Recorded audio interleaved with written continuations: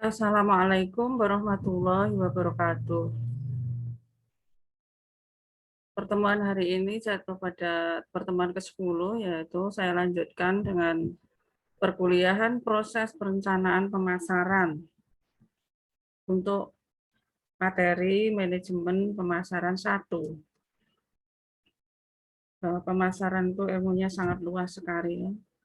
Dari tahapan awal perusahaan mau mendirikan atau mau merencanakan bisnis, itu pasti harus ada perencanaan, tahap riset, tahap operasional, tahap anggaran, tahap modal, tahap, ya, banyak tahapnya. Di sini dalam literatur ada tahap belum direncanakan, tahap sistem penganggaran, tahap perencanaan tahunan, tahap perencanaan jangka panjang, tahap perencanaan strategis. Dari tahap-tahap berikut tadi, tahap belum rencana yaitu baru punya angan-angan, baru mau. Jadi tahap ini tanpa rencana merupakan awal perusahaan mulai mengorganisasikan manajemen, baru disibukkan dengan kegiatan operasional harian yang harus diperlukan agar perusahaan bisa berdiri, yaitu persiapan persiapan usaha atau persiapan bisnis. Yang kedua, tahap sistem penganggaran. Nah, perusahaan mulai menyusun suatu sistem anggaran agar pengendalian arus kas dapat dikendalikan. Pihak manajemen memperkirakan jumlah penjualan dan jumlah keuntungan selama 1 tahun. Setiap departemen menyiapkan anggaran kebutuhan operasional dan biaya-biaya dalam 1 tahun. Serta juga penganggaran dalam modal.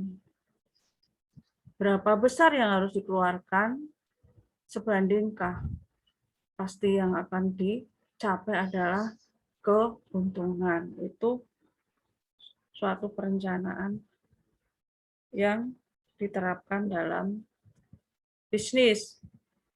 Tahap perencanaan tahunan. Ada 3 pendekatan, yaitu perencanaan atas ke bawah, top down planning, itu yang digunakan oleh para TNI atau tentara. Perencanaan bawah ke atas, itu bukan untuk bisnis juga. Yang paling tepat adalah perencanaan dengan sasaran, turun, rencana, naik, atau goal down plan, up planning. Perencanaan ini yang dipakai oleh perusahaan, manajemen puncak, membahas peluang, kekuatan, kelemahan perusahaan, kemudian menetapkan bagaimana sasaran perusahaan yang akan datang. Itu adalah tahap perencanaan tahunan. Tahap perencanaan jangka panjang. Di sini ada tahap perencanaan jangka panjang tentunya untuk mempertahankan perusahaan itu agar berlanjut. Dalam manajemen perusahaan, perencanaan didahului dengan rencana tahunan. Tahun pertama merupakan versi terperinci dan dikembangkan menjadi rencana jangka panjang dengan mengambil periode berapa tahunankah untuk perencanaan tersebut. Bisa diambil dalam 5 tahun, atau 10 tahun, atau 15 tahun. Rencana 5 tahunan akan ditinjau ulang atau ditinjau kembali. Rolling planning namanya, karena jelas ada perubahan dalam belum tentu 5 tahun, 1 tahun pun ada perubahan. Jadi kalau rolling planning itu bisa dijalankan tiap tahun untuk perencanaan bisnis. Tahap perencanaan strategi, lah ini yang saya tekankan pada materi perkuliahan ini adalah tahap perencanaan strategi pemasaran untuk yang ideal itu bagaimana. Ya, ada tahapan perencanaan strategi pemasaran yang berfungsi sebagai arahan supaya pemasaran produk yang kalian lakukan berjalan dengan efektif dan efisien. Strategi pemasaran yang ideal juga memangkas biaya. yang semestinya tak perlu kalian kucurkan, tak perlu menghambur-hamburkan biaya lebih banyak. Jadi lebih hemat. Dalam suatu bisnis sangat penting untuk membuat planning atau rencana yang tepat dan matang. Strategi pemasaran, apa itu? Sebelum sampai ke tahapan perencanaan strategi pemasaran, untuk produk kalian ada baiknya jika kalian mengenal pengertian strategi pemasaran terlebih dahulu. Sebagai ujung tombak manajemen perusahaan adalah strategi pemasaran. Itu harus dipikirkan matang sebelum eksekusi di lapangan. Jadi untung ruginya, baik buruknya, perusahaan itu terletak pada pemasaran. Kalau pemasarannya profesional, itu akan menguntungkan banyak oleh perusahaan. Saya mempunyai kiat-kiat tentang pemasaran, tapi akan saya sampaikan nanti di akhir perkuliahan. Karena kalian semua akan menjadi entrepreneur atau pengusaha. Meskipun saat ini belum terlaksana. Penjelasannya tentang strategi pemasaran yaitu logika pemasaran yang diharapkan mencapai sasaran-sasaran pemasarannya dapat juga dinyatakan sebagai tindakan yang mengarah pada usaha pemasaran dalam kondisi persaingan dan lingkungan yang berubah agar tetap dapat mencapai tujuan utama. Tujuannya apa? Pemasaran itu. Nah, dengan mempelajari strategi pemasaran yang ideal, setidaknya kalian jadi tahu untuk memasarkan suatu produk atau jasa, tidak asal menawarkan saja, tapi ada tahapannya supaya memberi hasil yang memuaskan kalian pada akhirnya. Jadi harus tahu trik-triknya, harus tahu konsepnya. Itu strategi pemasaran, tahap perencanaan pemasaran. Yaitu tahapan perencanaan strategi pemasaran ini akan jadi acuan, arahan, gerak langkah perusahaan kalian pegang dalam mencapai tujuan yang dicita-citakan. Gerak langkah tersebut menjelma jadi strategi pemasaran berikut ulasannya. Nih, di bawah ini sebagai ulasan, tadi saya sebutkan ada empat yang andal. Satu, menentukan kebutuhan dan keinginan konsumen. Pasti sasarannya ke konsumen. Tidak lain larinya pasti ke konsumen. Bukan ke pedagang, salah itu. Pedagang boleh juga kalau dia jadi konsumen. Bahkan jauh sebelum pemasaran itu dimulai, kalian wajib menentukan kebutuhan dan keinginan konsumen. Apa yang dibutuhkan, apa yang diinginkan, bagaimana modelnya, bagaimana kehendaknya, bagaimana isinya, bagaimana caranya adalah dengan riset. Kemarin sudah saya beri gambaran tentang riset dan ramalan.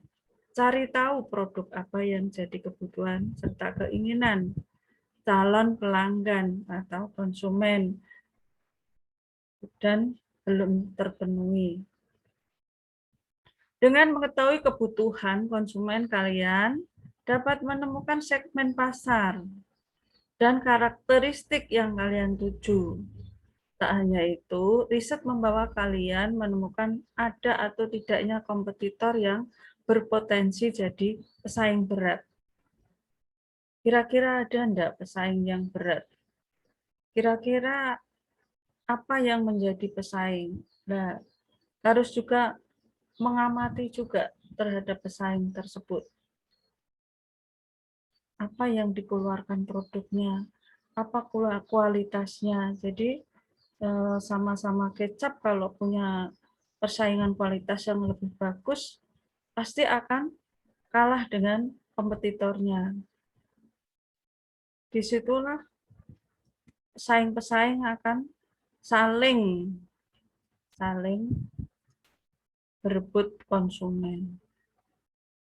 Riset yang kita lakukan adalah, atau yang kalian lakukan adalah dengan mengenal lebih dekat dengan karakter calon konsumen.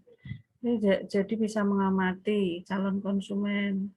Hubungan baik yang coba kalian jalin akan membuka jalan untuk mencari tahu apa saja yang jadi kebutuhannya dan lakukan hal yang sama pada calon konsumen itu tadi.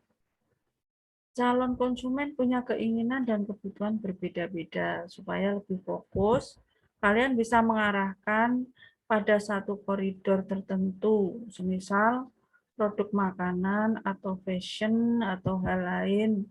Intinya kehadiran produk kalian adalah solusi atas kebutuhan yang tak terpenuhi itu. Jadi mengamati konsumen lebih teliti.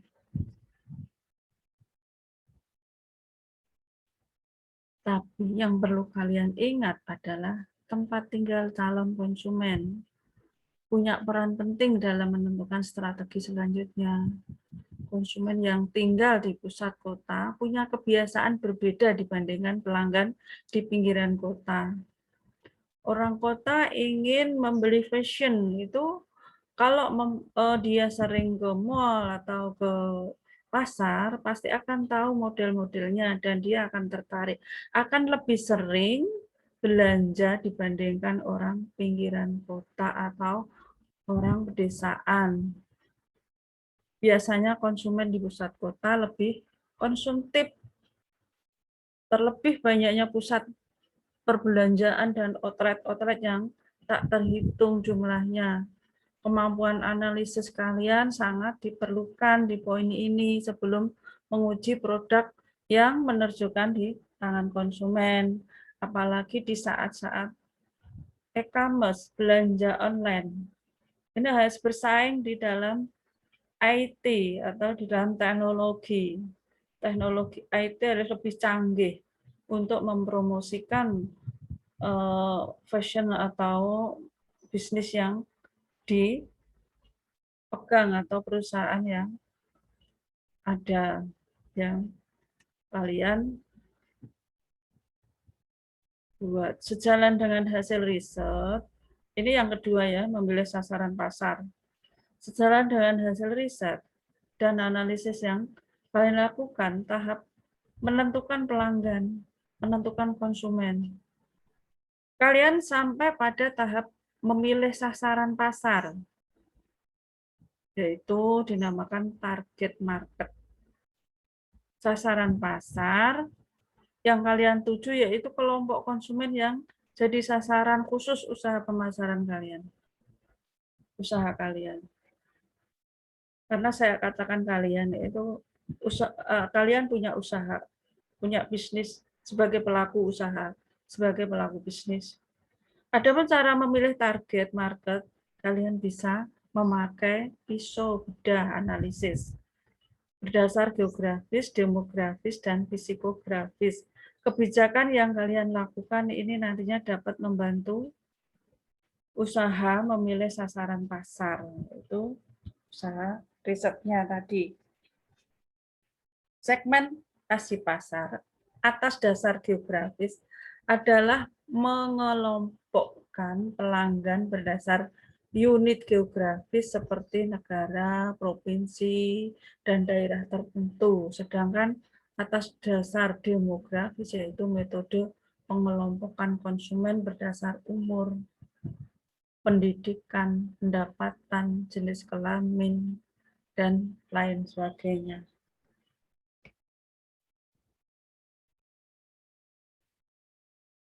Sementara itu, segmentasi pasar atas dasar psikografis merupakan pengelompokan konsumen berdasar kelas sosial. gaya hidup, kepribadian, dan motif pembelian.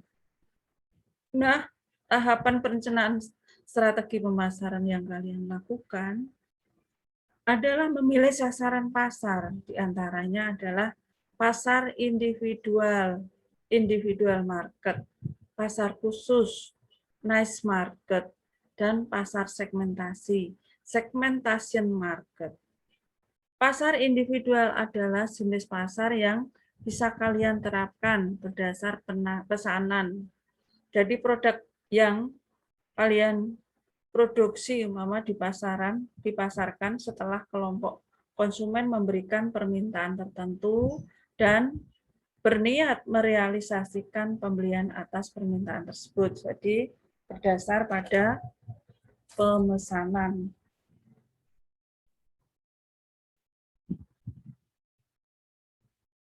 Pasar khusus yaitu jenis pasar yang dapat kalian pilih untuk menawarkan suatu produk atau jasa tertentu dan pada konsumen tertentu pula. Misalnya, kalian menjual peralatan camping, maka hanya konsumen yang suka kegiatan alam bebas saja yang akan membelinya. Jadi hanya anak-anak yang suka camping. Pasar segmentasi merupakan jenis pasar yang terdiri dari suatu kelompok pelanggan dengan kebutuhan tertentu, karakteristik tertentu, ataupun perilaku yang berbeda dalam pasar tertentu. Di antara ketiganya, individual market dan niche market lebih cocok untuk usaha kecil dan baru. Jadi bisa membandingkan individu, niche, itu mempunyai usaha kecil, bukan perusahaan besar. Yang ketiga, menempatkan strategi pemasaran dalam persaingan. Langkah selanjutnya dalam tahapan perencanaan strategi pemasaran adalah kalian harus mengetahui dulu ada atau tidaknya persaingan di lingkungan yang hendak kalian sasar, bagaimana menyikapinya, menempatkannya dalam suatu kompetisi, kompetitor.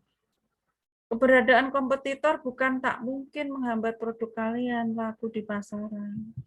Maka dalam strategi pemasaran, kalian harus mengamati pesaing dan mempelajarinya, apa saja keunggulan dan kelemahannya, dan bandingkan dengan produk kalian. Apa toh kelemahannya, apa keunggulannya, apa kalah kualitasnya, apa mereknya, apa desain bungkusnya, desain mereknya, itu harus diamati dan sebisa mungkin juga harus inovasi. Serta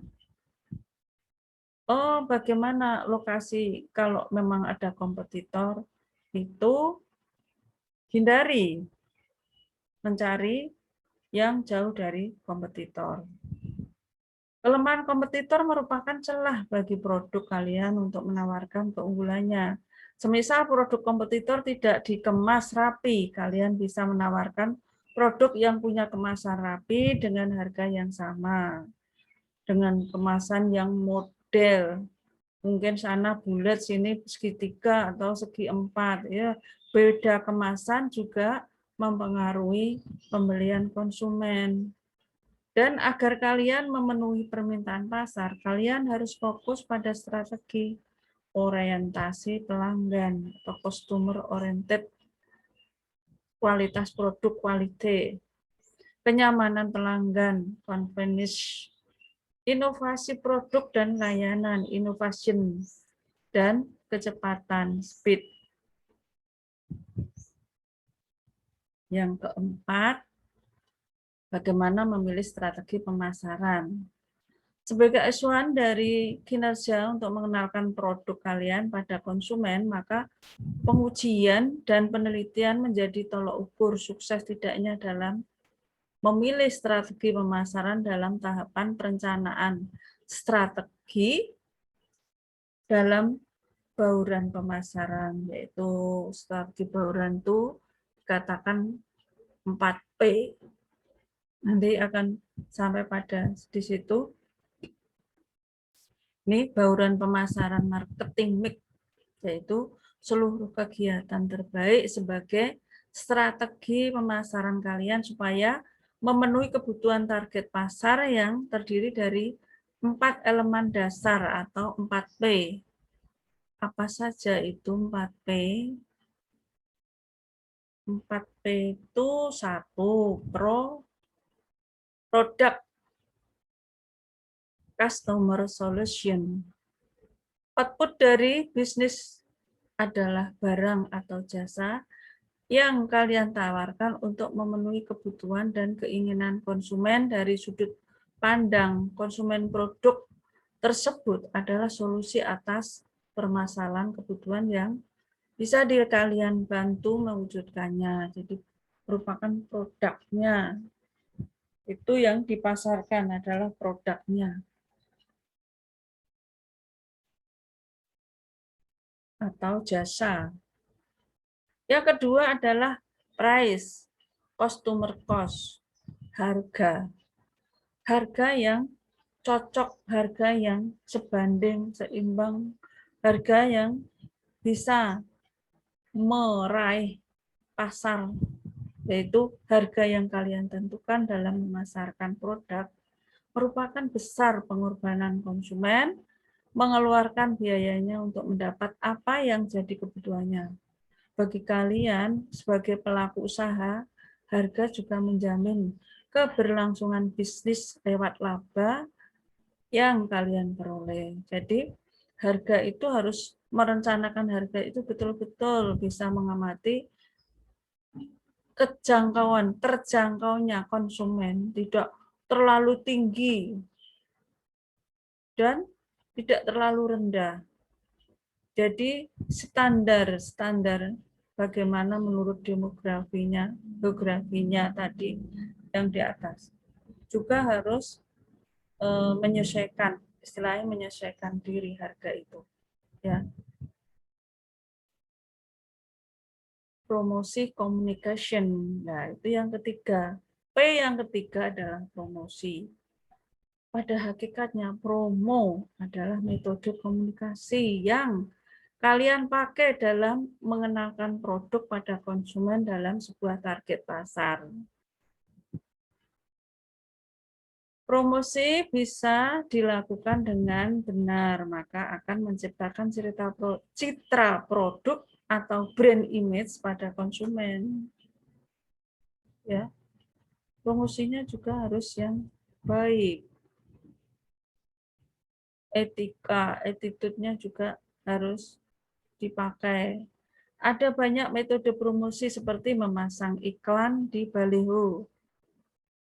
Nah, ini dan media massa melalui personal selling, public relation, word of mouth, medsos, atau online marketing, media sosial. Kalau promosi melalui pasang iklan itu namanya media cetak.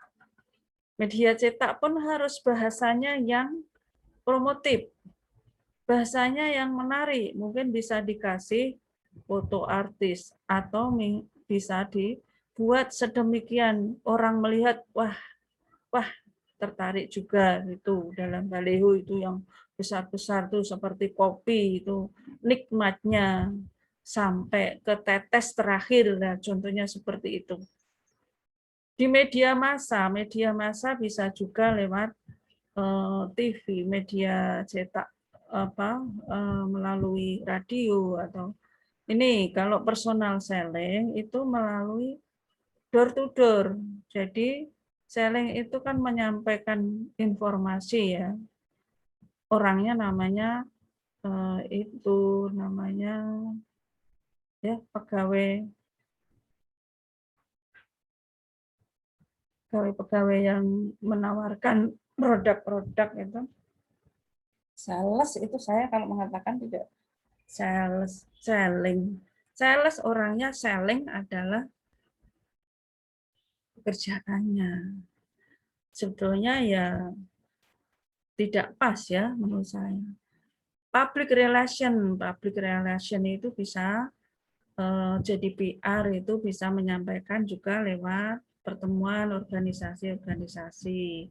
Kalau melewat media sosial itu bisa di online itu bisa di email, di WhatsApp, bisa di web, dan juga bisa di Facebook. Promosi bagi konsumen merupakan insentif atau motivasi agar tertarik untuk membeli produk yang kalian lakukan. Pasalnya, konsumen selalu tergoda dengan adanya diskon produk atau promo dengan harga lebih miring dari seharusnya.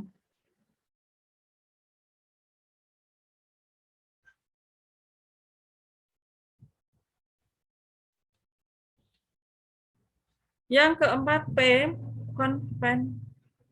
nice, please, pendistribusian. Bagi perusahaan pelaku bisnis, pemilihan tempat adalah untuk melancarkan pemasaran yang strategis.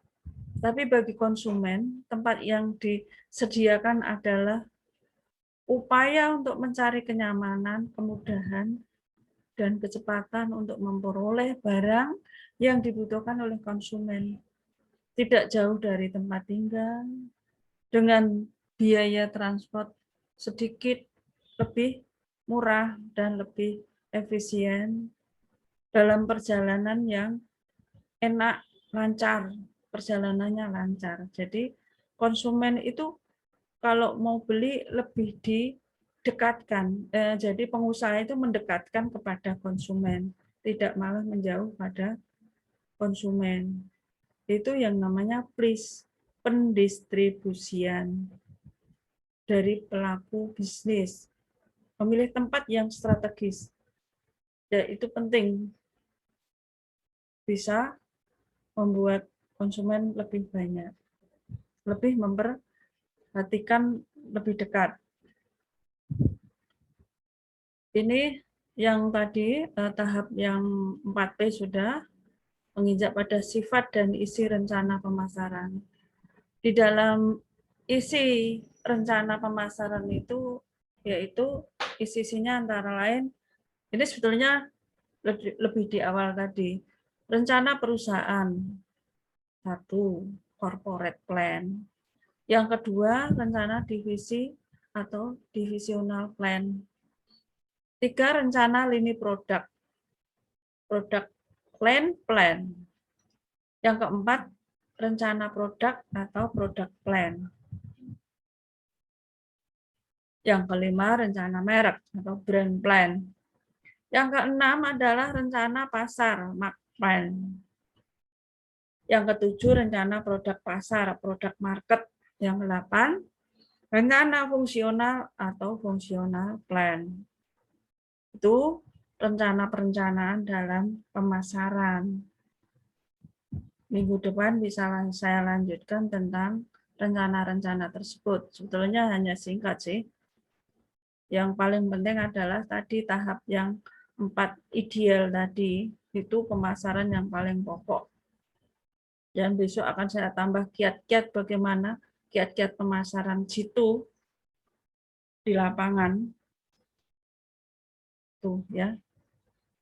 Ini karena kalau saya menyampaikan melalui Zoom itu batasnya hanya 30 menit. Jadi kalau selebihnya saya bisa ada surat dari pihak dari Zoom. Ini ada sisipan untuk pelaku bisnis. Anda dapat membuat satu kalimat pendek untuk mengungkapkan itu bagaimana bisnis plan Anda dapat membuat profit yang besar. Jadi membuat suatu kalimat pendek aja, tetapi bisa menarik atau membuat profit yang lebih besar. Biaya sedikit, keuntungan sak gunung, itu istilahnya. Bagi pemula, Anda mesti tahu berapa biaya yang akan Anda keluarkan. Berapa banyak Anda akan menghabiskan uang untuk membeli peralatan.